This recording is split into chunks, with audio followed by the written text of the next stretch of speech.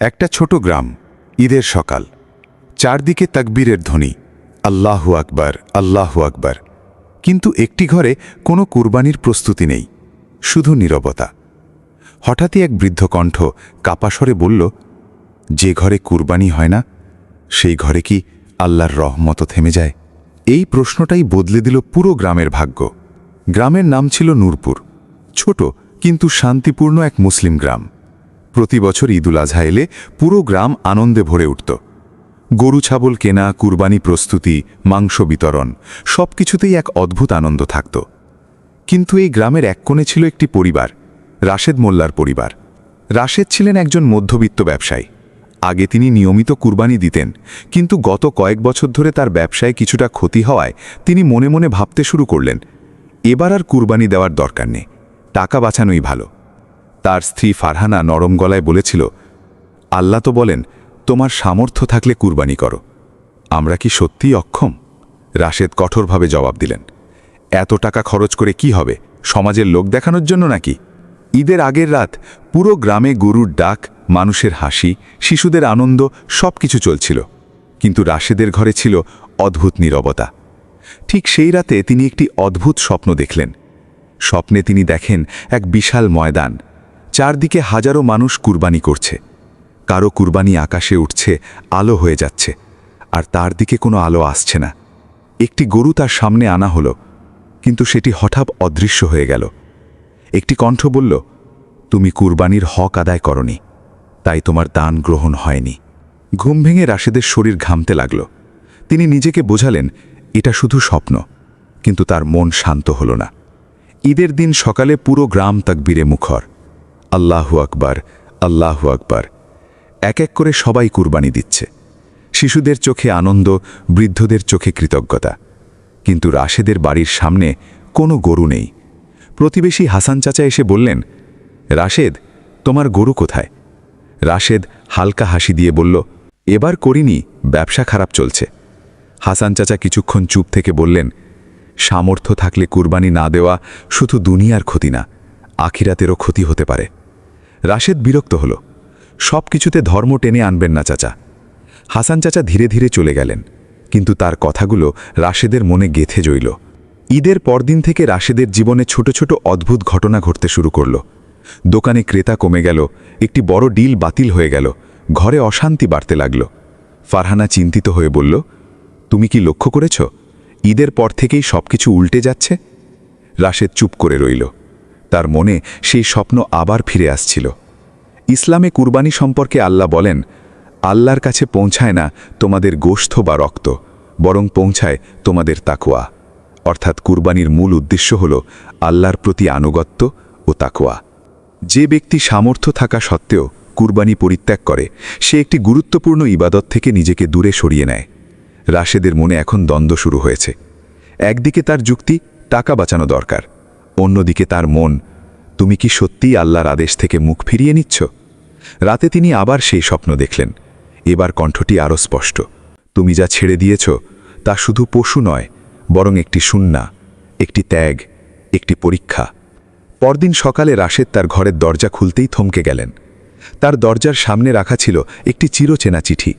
চিঠির ওপরে লেখা, এটি তোমার জন্য একটি সতর্কতা। চিঠিটি কে রেখেছে, কেন রেখেছে, আর এর ভিতরে কি লেখা আছে? রাশেদের হাত কাঁপতে লাগল। দরজার সামনে রাখা সেই চিঠি যেন কোনো সাধারণ কাগজ নয়, এটা ছিল যেন এক অদৃশ্য বার্তার দরজা। তিনি ধীরে ধীরে চিঠিটি তুলে নিলেন। চারদিকে তখনও ঈদের পরের নীরবতা, কিন্তু তার মনে তখন ঝড়। চিঠির ওপরে লেখা, যে নেয় কিন্তু দেয় না, তার হিসাব একদিন অবশ্যই হবে। রাশেদ চিঠিটি খুলতেই চোখ থেমে গেল। লেখা ছিল, রাশেদ মোল্লা, তুমি কি মনে করো কুরবানি শুধু একটি সামাজিক রীতি? তুমি কি জানো ইব্রাহিম আলাইহিসসালাম নিজের সবচেয়ে প্রিয় জিনিস আল্লাহর জন্য কুরবান করতে প্রস্তুত হয়েছিলেন? আর তুমি সামান্য সম্পদের অজুহাতে একটি ওয়াজিব দায়িত্ব ছেড়ে দিলে? রাশেবের বুক ধরধর করতে লাগল। চিঠির নিচে আরও লেখা, এটা শুধু একটি সতর্কতা, তোমার জীবনের আগামী 7 দিনের দিকে খেয়াল রেখো। সেই দিনই রাশেদের ব্যবসায় বড় ধাক্কা লাগে। একটি বড় কাস্টমার হঠাৎ অর্ডার বাতিল করে দেয়।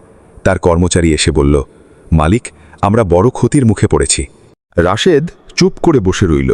তার মাথায় শুধু একটাই কথা ঘুরছিল, 7 দিনের সতর্কতা। রাতে ফারহানা কান্না করে বলল, তুমি কি লক্ষ্য করছো ঈদের পর থেকে সবকিছু যেন ভেঙে যাচ্ছে? রাশেদ রেগে গিয়ে বলল, এগুলো কুসংস্কার, কুরবানির সাথে এর কি সম্পর্ক? ফারহানা কাঁদতে কাঁদতে বলল, ইসলাম কুসংস্কার না রাশেদ, আমরা কি আল্লাহর আদেশকে হালকা ভাবতে পারি? ঘরে নীরবতা নেমে এলো। সেই রাতে রাশেদ আবার স্বপ্ন দেখলেন। তিনি দেখলেন একটি বিশাল আদালত, মানুষ দাঁড়িয়ে আছে সারিবদ্ধভাবে, কারো হাতে নেক আমল, কারো হাতে খালি হাত। তার নাম ডাকা হলো রাশেদ মোল্লা। তার সামনে রাখা হলো একটি থালা, কিন্তু থালায় কিছু নেই। একটি কণ্ঠ বলল, তুমি সামর্থ্য থাকা সত্ত্বেও ত্যাগ করনি। রাশেদ কাঁপতে লাগল। হঠাৎ ঘুম ভেঙে গেল। পরদিন সকালে হাসান চাচা আবার এলেন। তিনি শান্ত গলায় বললেন, রাশেদ, আমি তোমাকে ভয় দেখাতে আসিনি, আমি শুধু স্মরণ করাতে এসেছি। রাশেদ নিচু স্বরে বলল, কি স্মরণ? হাসান চাচা বললেন, রাসূল সাল্লাল্লাহু আলাইহি ওয়াসাল্লাম বলেছেন, সামর্থ্য থাকা সত্ত্বেও যে কুরবানি ছেড়ে দেয় সে যেন আমাদের ঈদগাহের কাছেও না আসে। রাশেদের চোখে পানি চলে এলো। এখন রাশেদের মন আর আগের মতো নেই। সে বুঝতে শুরু করেছে তার সিদ্ধান্ত শুধু অর্থনৈতিক ছিল না, এটি ছিল একটি আত্মিক দূরত্ব। ফারহানা নরম গলায় বলল, চলো আমরা আল্লাহর কাছে তওবা করি। রাশেদ চুপ করে রইল। ঠিক সেই রাতে রাশেদের ফোনে একটি অচেনা নম্বর থেকে মেসেজ এলো, তুমি এখনও সময়ের মধ্যে আছো, কিন্তু সময় কমছে। রাশেদ ফোনটা হাত থেকে পড়ে ফেলল। তার বুকের ভেতর ভয় আর অনুশোচনা একসাথে জেগে উঠল। পরদিন সকালে গ্রামের মসজিদের ইমাম সাহেব রাশেদের বাড়ির সামনে এসে দাঁড়ালেন। তিনি খুব শান্ত গলায় বললেন, রাশেদ ভাই, আপনার সাথে আল্লাহর একটি বার্তা আছে। রাশেদ ধীরে ধীরে দরজা খুললেন। ইমাম সাহেবের হাতে ছিল একটি পুরনো খাতা, যার ওপরে লেখা কুরবানির হক ও অবহেলার ফলাফল। রাশেদ থমকে গেলেন। রাশেদ ধীরে ধীরে দরজা খুললেন। তার বুকের ভেতর অদ্ভুত ধড়ফড়ানি।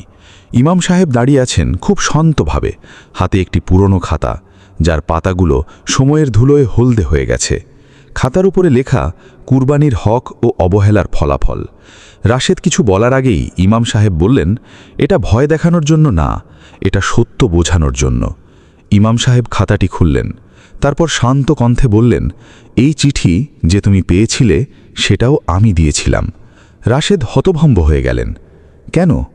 ইমাম সাহেব বললেন, কারণ মানুষ যখন আল্লাহর হুকুম ভুলে যায় তখন তাকে স্মরণ করানোর দায়িত্ব সমাজেরও আছে। তিনি আরও বললেন, তোমার জীবন ধ্বংস হচ্ছে না রাশেদ, তুমি শুধু এক পরীক্ষার মধ্যে ছিলে। তুমি কি বুঝতে পারছো? রাশেদ চুপ করে বসে পড়লেন। তার চোখ ভিজে গেল। ফারহানা পাশে এসে বলল, এতদিন আমরা শুধু দুনিয়া নিয়ে ভেবেছি, কিন্তু আখিরাত? রাশেদ কাঁপা গলায় বললেন, আমি ভুল করেছি, আমি আল্লাহর নির্দেশকে হালকা ভেবেছি। ঘরের ভেতর নীরবতা নেমে এলো, কিন্তু এবার সেই নীরবতা ভারী নয়, বরং অনুতাপের। ইমাম সাহেব বললেন, আল্লাহ বলেন তিনি তওবা কবুল করেন। মানুষ যত বড় ভুলই করুক, যদি সে ফিরে আসে আল্লাহ তাকে ফিরিয়ে নেন। তিনি কুরআনের আয়াত পাঠ করলেন, হে আমার বান্দারা, যারা নিজেদের ওপর জুলম করেছ, আল্লাহর রহমত থেকে নিরাশ হয়ো না। রাশেদের চোখ দিয়ে অঝরে পানি পড়তে লাগল। তিনি বললেন, আমি আল্লাহর কাছে ফিরে যেতে চাই। সেই রাতে রাশেদ আবার স্বপ্ন দেখলেন, কিন্তু এবার কোনো ভয়ঙ্কর আদালত নেই, কোনো অন্ধকার ময়দান নেই। তিনি দেখলেন একটি উজ্জ্বল পথ। সেই পথে ইব্রাহিম আলাইহিসসালাম হাঁটছেন, পাশে ইসমাইল আলাইহিসসালাম। একটি কণ্ঠ বলছে, ত্যাগ ছাড়া ঈমান পূর্ণ হয় না, আর অনুশোচনা ছাড়া ক্ষমা আসে না। হঠাৎ আলো চারিদিকে ছড়িয়ে গেল। পরদিন সকালে রাশেদ সিদ্ধান্ত নিলেন তিনি তার সম্পদ আবার সাজাবেন, কিন্তু এবার আল্লাহর পথে। তিনি বললেন, আমি আগামী ঈদে অবশ্যই কুরবানি করব, শুধু দুনিয়ার জন্য না, আল্লাহর জন্য। ফারহানা হাসল, সেই হাসিতে শান্তি ছিল। ইমাম সাহেব শেষবার বললেন, কুরবানি শুধু পশু জবাই নয়, এটা হৃদয়ের পরীক্ষা। তিনি যোগ করলেন, যে সামর্থ্য থাকা সত্ত্বেও আল্লাহর নির্দেশকে অবহেলা করে সে নিজের তাকওয়ার ক্ষতি করে, কিন্তু যে ফিরে আসে আল্লাহ তাকে আরও কাছে টেনে নেন। রাশেদ এখন আর আগের মানুষ নন। তার ব্যবসা ধীরে ধীরে আবার দাঁড়াতে শুরু করেছে, কিন্তু তার জীবনের সবচেয়ে বড় পরিবর্তন এসেছে ভেতরে। তিনি এখন বলেন, আমি বুঝেছি আল্লাহর হুকুম হারানো মানে শুধু ইবাদত হারানো না, এটা বরকত হারানো। গ্রামে আবার ঈদুল আজহা এলো। এইবার রাশেদের বাড়ির সামনে একটি সুন্দর গরু দাঁড়িয়ে আছে। তার ছেলে আনন্দে বলল, আব্বু, এবার তো আমরা কুরবানি দিচ্ছি।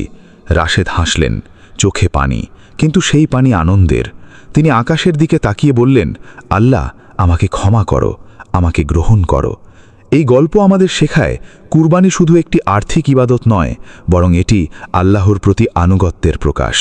সামর্থ্য থাকা সত্ত্বেও অবহেলা করা একটি বড় আত্মিক ক্ষতি হতে পারে, কিন্তু আল্লাহর রহমত তার চেয়েও বড়। যে ব্যক্তি ভুল করে ফিরে আসে, আল্লাহ তাকে ফিরিয়ে নেন, কারণ আল্লাহ বলেন তিনি অত্যন্ত দয়ালু, বারবার ক্ষমাশীল। প্রিয় দর্শক, গল্পটি ভালো লেগে থাকলে লাইক, কমেন্ট এবং শেয়ার করতে ভুলবেন না। আর এমন আরও শিক্ষণীয় ভিডিও পেতে চ্যানেলটি সাবস্ক্রাইব করে পাশে থাকুন। আল্লাহ আমাদের সবাইকে সঠিক পথে চলার তৌফিক দান করুন। আমিন।